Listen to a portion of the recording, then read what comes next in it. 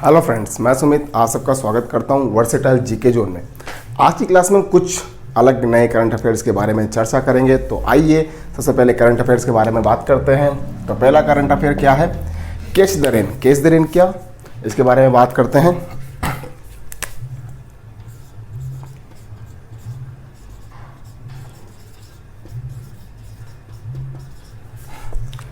क्या है catch the rain? Catch the rain क्या है, किसने स्टार्ट किया है, क्यों स्टार्ट किया है, क्या है इसका महत्व है, इसके बारे में चर्चा करते हैं। सबसे पहली बात तो ये किस आयोग ने स्टार्ट किया है? इसे स्टार्ट किया है राष्ट्रीय जल मिशन ने लॉन्च किया है। क्यों लॉन्च किया है? इसमें जो है वर्षा जल संचयन संरचनाएं बनाई जाएगी। वर्षा जल संचयन संरचनाएं का निर्माण होगा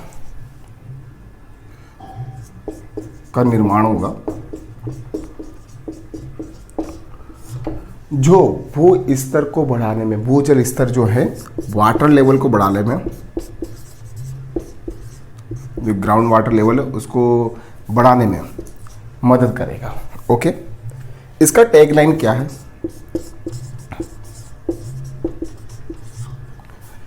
catch the rain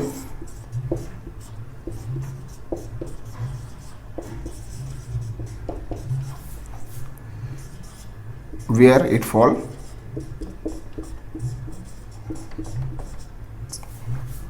and when it falls। Okay, क्या है इसका जो है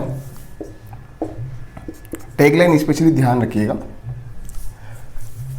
catch the rain where it fall and when it falls. Okay, इसका ध्यान रखिएगा। नेक्स्ट वाले करंट अफेयर्स के बारे में बात करते हैं। नेक्स्ट वाला करंट अफेयर क्या है, इसको आप नोट डाउन कर लीजिए।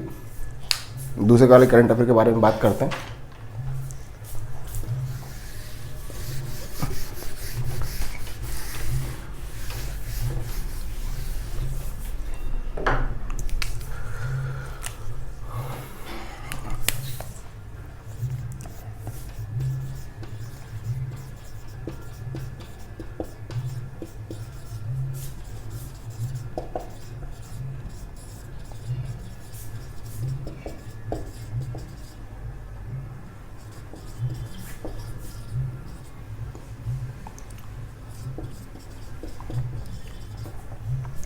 Okay, mercantile marine domain awareness system. Okay, क्या है ये? अभी हाल ही में भारत सरकार ने मछुआरों और नाविकों की मदद करने के लिए एक real time vessel tracking system launch किया गया है। क्या है? किसकी मदद के लिए? एक real time vessel tracking system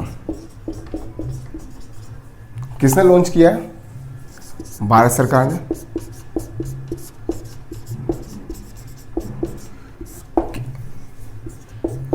नाविकों वो मछुआरों की मदद करने के लिए।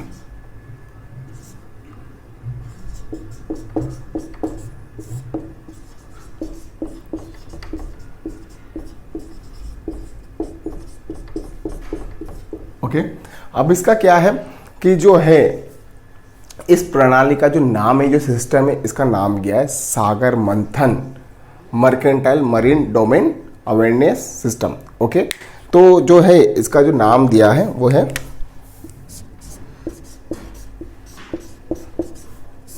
सागर मंथन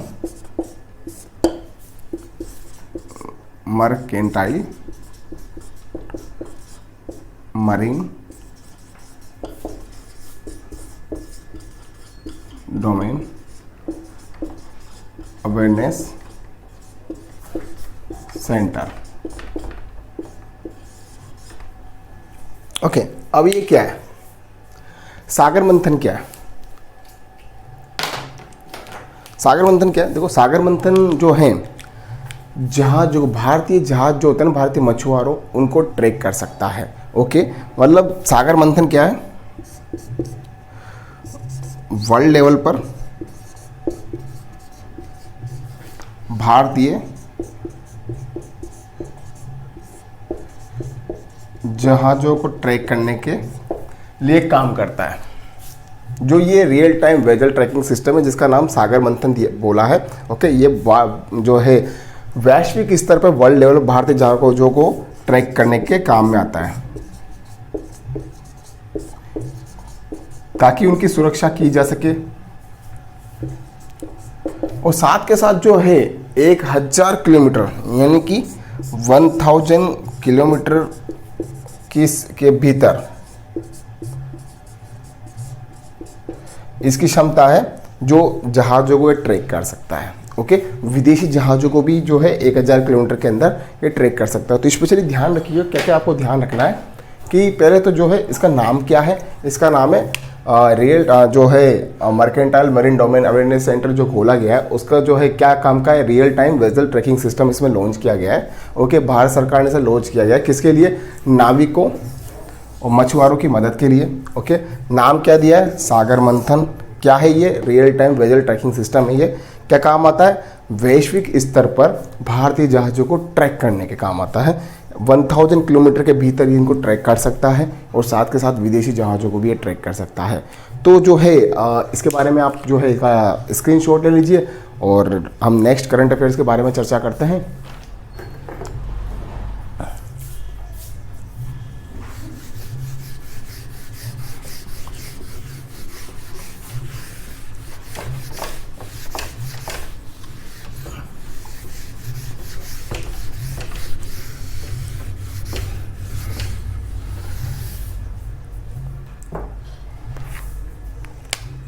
अगला है world wild life day. World जो है वाइल्ड लाइफ डे कब मनाया जाता है?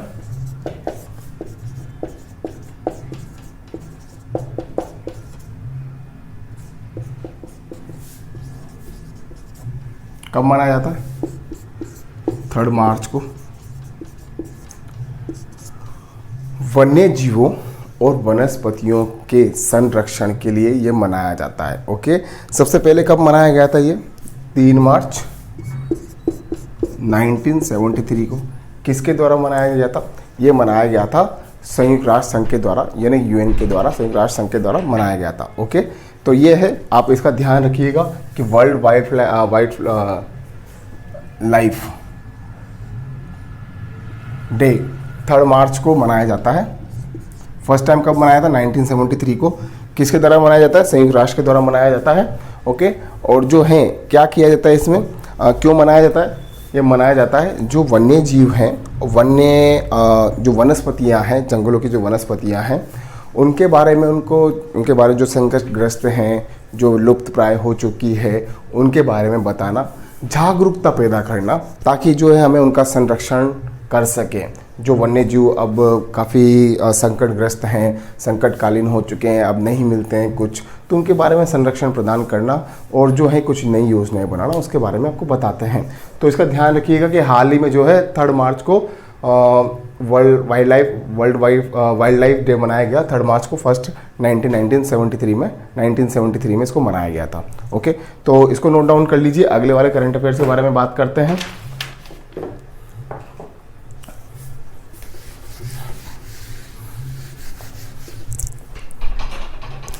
अभी हाल ही में धार्मिक स्वतंत्रता बिल, क्या है धार्मिक स्वतंत्रता बिल? कहाँ लाया गया है? ये एमपी में लाया गया है। ओके, क्या है इस बिल पे प्रावधान? इस बिल में प्रावधान है जो जबरन धर्म परिवर्तन किया गया है या फिर जो धर्मांतरण का साधनों और जबरन धर्म परिवर्तन के रोकने के लिए ये विधेयक ले आया गया है। किसके लिए? धर्मांतरण के साधनों और जो है किसके द्वारा, जो विवाह के साथ धर्म परिवर्तन तथा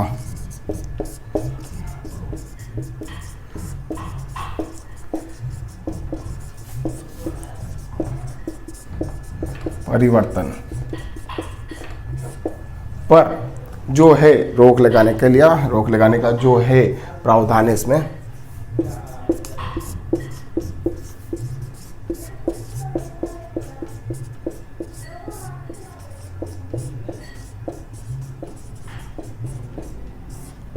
किया गया है। ओके, तो किसके द्वारा किया गया, एमपी के द्वारा। कुछ दिनों पहले जो है लगभग दिसंबर में एक अध्यादेश लाया गया था एमपी में, उसके बाद इस पर बिल बनाया गया, क्योंकि अध्यादेश जो है एक समय तक, समय सीमा तक ही जारी रहता है, उसके बाद वापस उसको लाया जाता है, यानी कि 6 महीने तक ही अध्यादेश जारी होता है।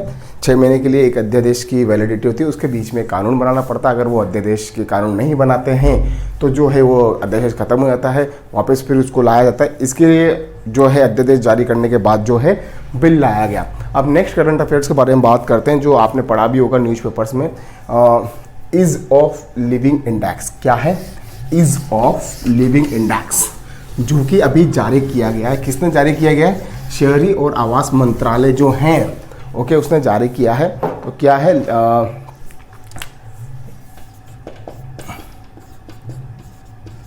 Ease of living index 2020, okay. किसने जारी किया है, ये जारी किया है आवास एवं शहरी मामलों के मंत्रालय।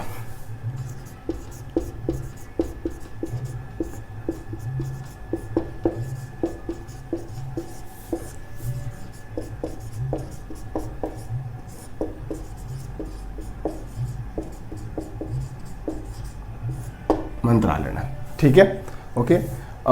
इसमें जो है कितने शहरों की आई है, 111 जो शहरों की है, शहरों को शामिल किया था इसमें।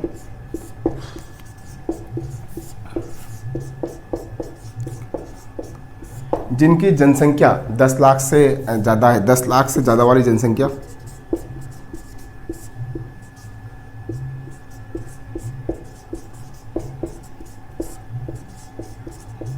यानी कि मिलियन प्लस जनसंख्या वाले शहर कितने थे, ये थे 49, ओके। और 10 लाख से कम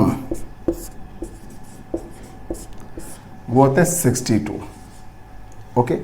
इसकी रैंक जारी की गई है। तो सबसे अच्छा जो लिविंग शहर माना जा रहा है, जो रहने योग्य शहर माना जा रहा है 10 लाख से ऊपर में, तो 10 लाख से ऊपर में अगर बात करता हूँ तो जो है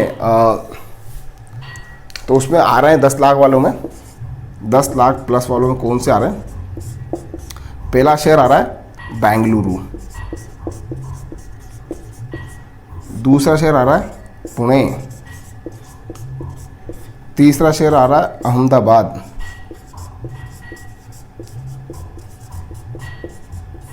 जो रहने लायक शहर माने गए हैं, ओके। और सबसे कम जो है वो माने गए धनबाद, बरेली और श्रीनगर। लास्ट जो अंतिम शहरों में जो रैंक आ रही है, लास्ट रैंक वाले शहर कौन कौन से हैं, लास्ट रैंक वाले धनबाद, बरेली और जो है श्रीनगर। श्रीनगर सबसे पीछे रैंक में आया, जो रहने के लिहाज से सबसे पीछे रैंक इसकी आई है। अगर मैं बात करता हूँ कौन सी, 10 लाख से कम वाले शहरों की अगर मैं बात करता हूँ, तो जो है अगर सबसे बात करता हूँ तो पहला शहर कौन सा है, शिमला।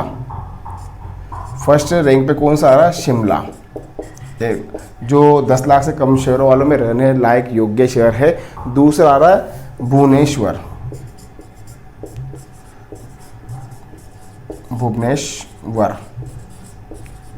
ओके। अगर मैं बात करता हूँ लास्ट में, तो मुजफ्फरपुर जो आ रहा है, लास्ट वाली जो रैंक आ रही है वो आ रही है मुजफ्फरपुर की,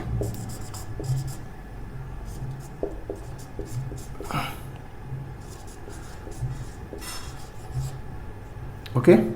अब देखो इसमें राजस्थान के शहर भी आ रहे होंगे, जाहिर सी बात है, कुछ राजस्थान के शहर भी इसमें शामिल किए गए। तो अगर मैं राजस्थान के शहरों की बात करता हूँ तो राजस्थान की अगर मैं सिर्फ राजस्थान की बात करता हूँ तो जोधपुर की जो रैंक आई थी 10-10 वालों में, जोधपुर की जो राजस्थान की अगर मैं बात करता हूँ, राजस्थान के 3 शहर जो हैं, वैसे 5 शहरों को इसमें शामिल किया गया है। कितने शहरों में? 111 शहरों में 5 राजस्थान के शहर भी शामिल किए गए हैं, जिसमें अगर मैं 10 लाख वालों के शहर की बात करता हूँ, 10 लाख वालों में, तो पहला जो है जोधपुर, राजस्थान में जोधपुर को पहला स्थान मिला है, दूसरे पे जयपुर है और तीसरे पे कोटा है। अगर मैं इनकी रैंक की बात करता हूँ, इंडिया लेवल के रैंक की बात करता हूँ, तो इनकी रैंक आ रही जो है 21वीं रैंक इसको मिली है, 23वीं रैंक इसको मिली है, और इसको जो रैंक मिली है वो मिली है 44वीं रैंक। कौन सी रैंक मिली है? 44वीं रैंक। ओके, अगर यूँ सिंपल राजस्थान की अगर मैं बात करता हूँ तो जो है फर्स्ट सेकंड थर्ड पे आ रहा है, फर्स्ट सेकंड थर्ड, और ये 21, 23, 24, 44 पे आ रहा है। अगर मैं 10 लाख से कम की बात करता हूँ, माइनस 10 लाख से कम की, तो इसमें जो है अजमेर को जो रैंक मिली है, जो 62 शहर हैं उसमें अजमेर को रैंक मिली है 12वीं, और उदयपुर को मिली है 48वीं रैंक। ओके, तो उदयपुर को जो है, अजमेर जो 10 लाख से कम शहर, 10 लाख से जनसंख्या वाले कम जो जनसंख्या वाले शहर हैं, 10 लाख जहाँ पर कम जनसंख्या बसती है, 10 लाख से कम, तो उसमें जो रैंक मिली है वो अजमेर को मिली है 12वीं रैंक। और अगर मैं उदयपुर की बात करता हूँ तो उदयपुर को जो है वो रैंक मिली है 48वीं रैंक। तो अगर मैं रहने के लिहाज से बात करता हूँ, अगर तो जहाँ पर लिविंग इंडेक्स है, तो सबसे अच्छा शहर अगर राजस्थान में है तो जोधपुर एक रहने लायक शहर है।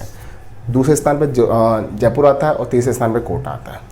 अगर मैं 10 लाख से कम जनसंख्या वाले शहरों की बात करता हूँ तो अजमेर जो आता है 12वीं रैंक पे, फर्स्ट आ रहा है राजस्थान में, और उदयपुर आ रहा है सेकंड, जिसकी 48वीं रैंक जो है नेशनल लेवल पे मिली है। तो स्पेशली ध्यान रखिएगा सबसे पहले कि जो ईजी ऑफ लिविंग इंडेक्स है कौन जारी करता है? वो जारी करता है आवास एंड शहरी मामलों का जो मंत्रालय है वो जारी करता है। 111 शहरों को शामिल किया गया था, जिसमें से 10 लाख से ज़्यादा जनसंख्या वाले शहर कितने थे? 49, और 10 लाख से कम जनसंख्या वाले जो शहर थे वो थे 62। ओके, अब इसमें बात करता हूँ कि रैंक क्या क्या आई है। वो रैंक आई, अगर 10 लाख से ज़्यादा शहरों वाले की बात करता हूँ, तो जस्ट 10 लाख से ज़्यादा जनसंख्या वाले शहरों की बात करता हूँ तो बेंगलोर फर्स्ट रैंक पे था, पुणे सेकंड पे था, अहमदाबाद थर्ड रैंक पे था, और लास्ट रैंक जो आई है वो आई है श्रीनगर के, उसके बाद है बरेली, उसके बाद है धनबाद, सबसे लास्ट में श्रीनगर था। और 10 लाख से अगर कम शहरों की बात करें, 10 लाख से जो कम जनसंख्या वाले शहरों की अगर मैं बात करता हूँ तो शिमला पहले रैंक पे था, भुवनेश्वर सेकंड रैंक पे आया है, और सबसे लास्ट में आया मुजफ्फरपुर। ओके, तो इसे आप स्क्रीनशॉट ले लीजिए या फिर इसका नोट डाउन कर लीजिए। तो हम नेक्स्ट वाले करंट अफेयर्स के बारे में बात करेंगे फिर। ओके, तो आइए बात करते हैं। इसके बाद एक और चीज़ अपन देख लेते हैं कि इन्होंने एक और इंडेक्स जारी किया है, म्युनिसिपल कॉरपोरेशन इंडेक्स जो है, म्युनिसिपल परफॉर्मेंस इंडेक्स, MPI, यानी कि जो अगर आपके नगर निगम नगर पालिका जो है उनकी इंडेक्स अगर मैं बात करता हूँ 10 लाख से ज़्यादा वाले शहरों की, तो इस पे इंदौर पहले रैंक पे आया है। क्या है? इंदौर पहले रैंक पे आया है, दूसरे पे सूरत आया, तीसरे पे जो है भोपाल आया। तो फर्स्ट पे कौन सा है? इंदौर, दूसरे पे कौन सा है? सूरत, और तीसरे पे है भोपाल। यानी कि आपके क्षेत्र में जो म्युनिसिपल कॉरपोरेशन या म्युनिसिपल काउंसिल है वो किस तरीके से वर्क करती है, यानी कितनी सुविधाएं एक शहर को प्रदान करती है अपने शहर में जो आने वाली, जैसे नगर निगम हो गया, जो किस तरीके से वहाँ का काम करता है। तो इंदौर जो सबसे अच्छा काम करने वाला जो रैंक है, वहाँ के नगर निगम को सबसे अच्छा रैंक मिला है, उसके बाद सूरत को मिला है, और थर्ड स्थान पर जो है भोपाल आया। तो स्पेशली ध्यान रखिएगा कि MPI यानी कि म्युनिसिपल परफॉर्मेंस इंडेक्स, नगर निगम का जो है शहर का जो उसके परफॉर्मेंस का इंडेक्स जो है जारी किया गया था। ओके, इसका ध्यान रखिएगा आप। ओके, इसको नोट डाउन कर लीजिए, इसका स्क्रीनशॉट ले लीजिए। नेक्स्ट वाले करंट अफेयर्स के बारे में चर्चा करते हैं।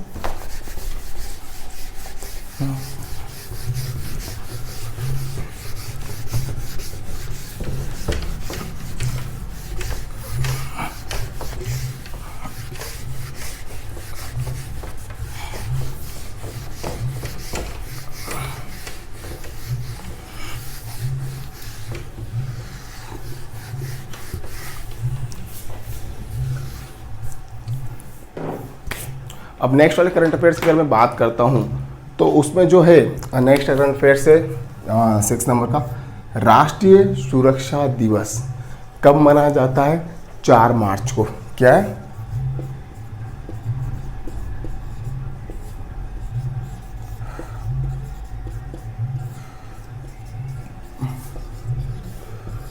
कब मनाया जाता? 4 मार्च को मनाया जाता है।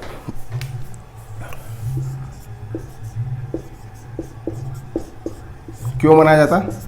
राष्ट्रीय सुरक्षा बलों के काम करने को से सम्मान देने के लिए मनाया जाता है। ठीक है, जो भारतीय सुरक्षा बल हैं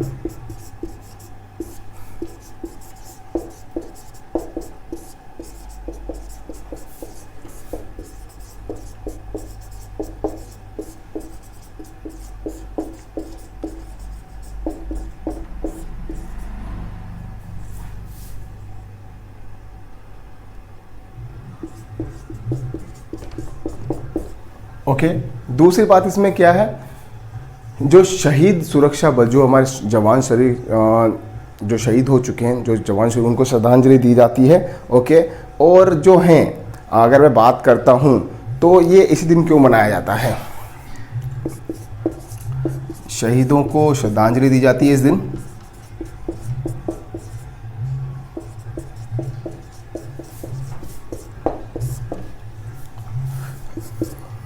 इस दिन जो 4 मार्च के दिन क्या हुआ था?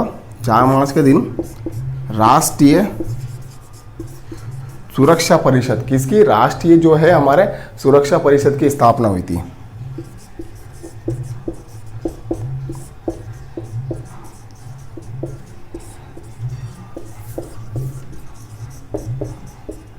ओके, और जो है इसकी स्थापना कब हुई थी? इसकी स्थापना 1999 में की गई थी।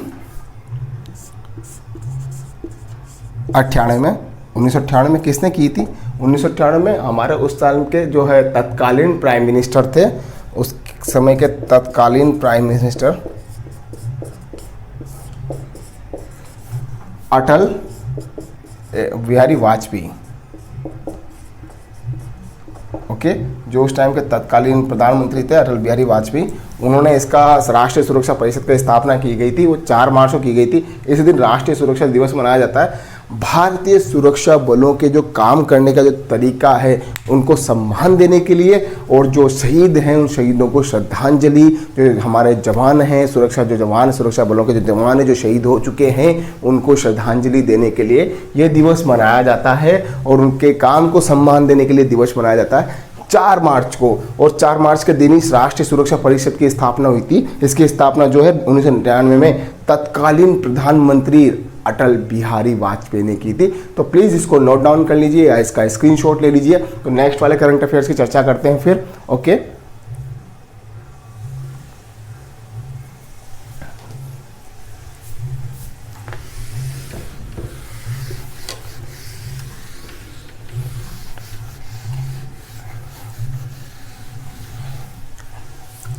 हाल ही में एक्सिस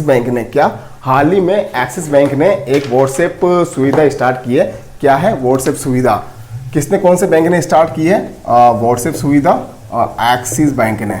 किसने की है? आप ध्यान रखिएगा, एक्सिस बैंक ने व्हाट्सएप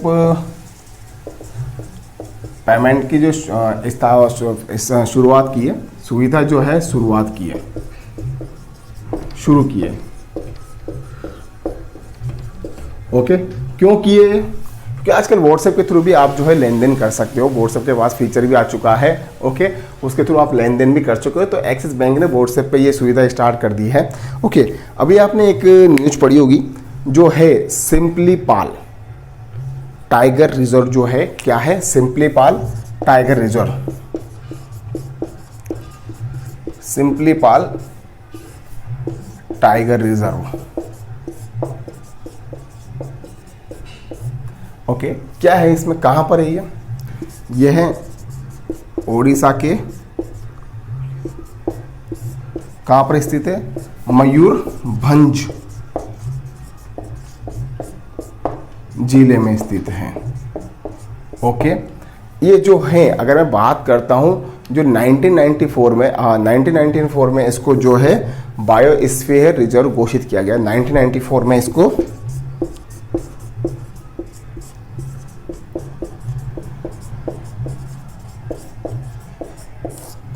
रिजर्व घोषित किया था। घोषित हुआ था। इसका जो क्षेत्रफल है, अगर मैं क्षेत्रफल की बात करता हूँ तो इसका क्षेत्रफल है जो है 5569 किलोमीटर स्क्वायर, 5569 किलोमीटर वर्ग किलोमीटर इसका जो है, किलोमीटर स्क्वायर जो इसका एरिया है। ओके, ये बड़े टाइगर रिजर्व में माना जाता है। और क्या बात हुई है अभी करंट अफेयर की अगर हम बात करते हैं तो इसमें हाल ही में आग लग गई है, भयानक आग। ओके, वहाँ पे जो बहुत सारी प्रजातियां हैं, अलग अलग तरह की बहुत सारी वनस्पतियां हैं, उनमें आग लग गई है। तो इस पे अभी वर्क किया जा रहा है, कंट्रोल किया जा रहा है ताकि ज़्यादा एरिया में ना फैले, क्योंकि इस और जो आग लगने के कारण है वो प्राकृतिक भी होते हैं और जो मानव जनित भी होते हैं। आजकल जो है मानव जनित जो कारण है आग लगने के ज़्यादा हैं, क्योंकि जंगलों में जो है मानवीय गतिविधियाँ ज़्यादा होने लग गई है, तो आग लगने की संभावना भी ज़्यादा होती है। ओके, अब एक और जो है नेक्स्ट करंट अफेयर्स की अगर हम बात करते हैं तो इसका आप नोट डाउन कर लीजिए। नेक्स्ट वाले करंट अफेयर्स की बात करते हैं। संयुक्त राष्ट्र महासभा ने क्या, संयुक्त राष्ट्र महासभा, इससे संबंधित एक क्वेश्चन आ रहा है अभी। ओके, इन्होंने क्या किया है स्पेशली वो बात करता हूं मैं। जो मोटे अनाज होते हैं जैसे ज्वार हो गया, रागी हो गया, ऐसे जो अनाज हैं या मोटे बीज वाले अनाज जो हैं, इनके जो है इनको लेकर एक अंतर्राष्ट्रीय वर्ष घोषित किया गया है। अंतर्राष्ट्रीय वर्ष, कौन सा अंतर्राष्ट्रीय वर्ष घोषित किया गया है? वो घोषित किया गया है 2023 को मोटे अनाजों का वर्ष घोषित किया गया है। ओके, ठीक है। इसका जो प्रस्ताव है वो किसने रखा था? इसका प्रस्ताव रखा था भारत देश ने। ठीक है, भारत ने इसका प्रस्ताव रखा था, प्रपोजल रखा था कि 2023 को मोटे अनाजों का वर्ष घोषित किया जाए। मोटे अनाजों में कौन कौन से आते हैं? ठीक है, जैसे कि ज्वार आ गया आपका, रागी आ गया आपका, ठीक है, इसके बाद में मोटे बीज वाले आ गए, बीज वाले अनाज। ओके, देखो इसमें क्या होता है, इनका जो यूज होता है, एक तो भोजन में यूज होता है, भोजन में प्रयोग करते हैं इसको। आपने देखा होगा जो राजस्थान है ज्वार की सबसे ज़्यादा खेती करता है, और ज्वार के जो हैं पश्चिमी राजस्थान की अगर मैं बात करता हूँ तो वहाँ पर ज्वार को जो है बहुत ज़्यादा यूज़ किया जाता है हाल फिलहाल भी, और बहुत अच्छी चीज़ है क्योंकि इनके जो पोषक तत्व हैं वो गेहूँ और चावल से ज़्यादा होते हैं। यानी कि मोटे अनाजों में पोषक तत्व जो हैं वो ज़्यादा होते हैं गेहूँ और चावल की तुलना में। ओके, तो जो है ये, और ये कहाँ उगाए जाते हैं? ये उगाए जाते हैं शुष्क क्षेत्र में, यानी कि जो ड्राइड एरिया है शुष्क क्षेत्र में इनको खेती होती है, क्योंकि इसमें पानी की कम ज़रूरत होती है। और ये बरसात के जो पानी होता है बरसात के टाइम पर, जैसा ज्वार कब उगाई जाती है? बरसात के टाइम पर उगाई जाती है। शुष्क क्षेत्र में इसकी जो है खेती होती है। ओके,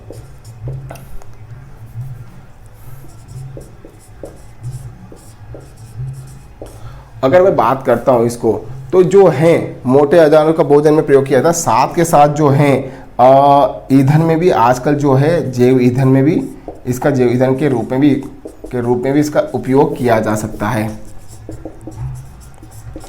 इसका उपयोग हो सकता है। ठीक है, इसका ध्यान रखिएगा, इसे आप नोट डाउन कर लीजिएगा। क्या है, किसने किया है? संयुक्त राष्ट्र यूएन जो महासभा है। ओके, 2023 को, वर्ष 2023 को, किसको? वर्ष 2023 को जो है मोटे अनाजों का वर्ष घोषित किया गया है। प्रस्ताव किसने रखा था? भारत ने। ज्वार, रागी, मोटे बीज वाले जो अनाज होते हैं, ओके, उनको मोटे अनाजों में शामिल किया जाता है। मोटे बीज वाले जो होते हैं उनको अनाजों में शामिल किया जाता है। ज्वार, और अगर मैं बात करता हूँ इसका प्रयोग किसमें किया था? भोजन में, और ईंधन के रूप में भी इसका उपयोग होता है, यानी कि ज्वार की रोटी बनाई जाती है।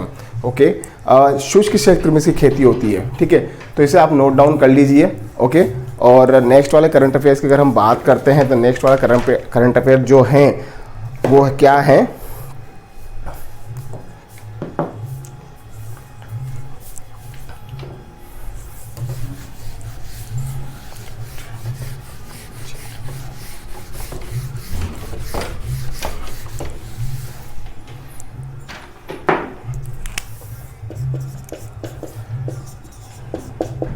सॉलिड फ्यूल डक्टेड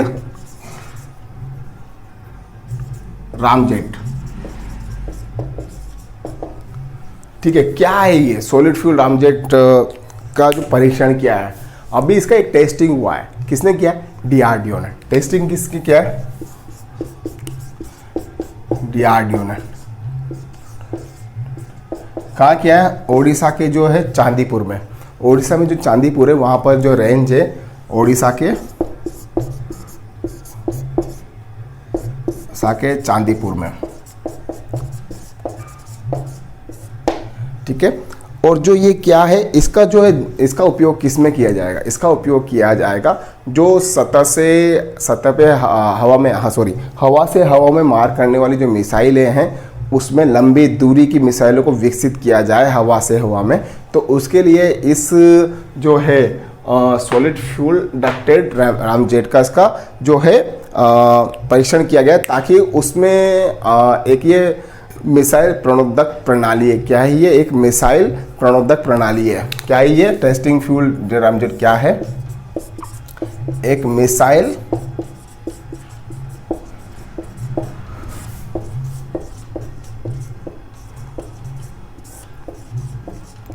देखो होता क्या, नॉर्मली अगर मैं बात करता हूँ मिसाइल प्रणोदक प्रणाली, अभी आपने देखा होगा कि जो कुछ रॉकेट्स होते हैं जो चंद्रमा पे जाते हैं, मून पे जाते हैं और मार्स पे जाते हैं, या फिर किसी भी अध्ययन करने के लिए जो है बाहर अंतरिक्ष में भेजा जाता है और काफ़ी लंबे टाइम तक रहते हैं।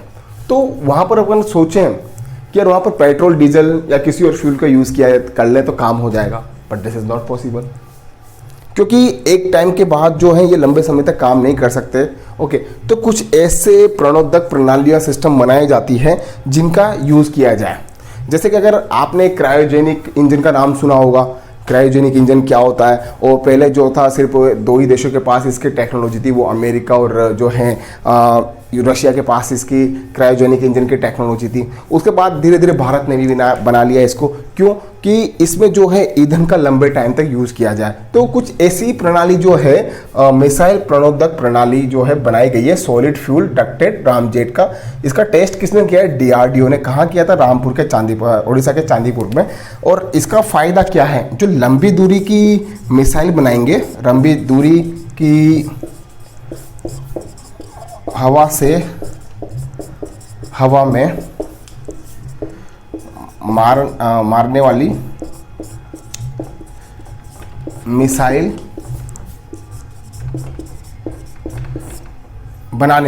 बनाने में ओके, ठीक है।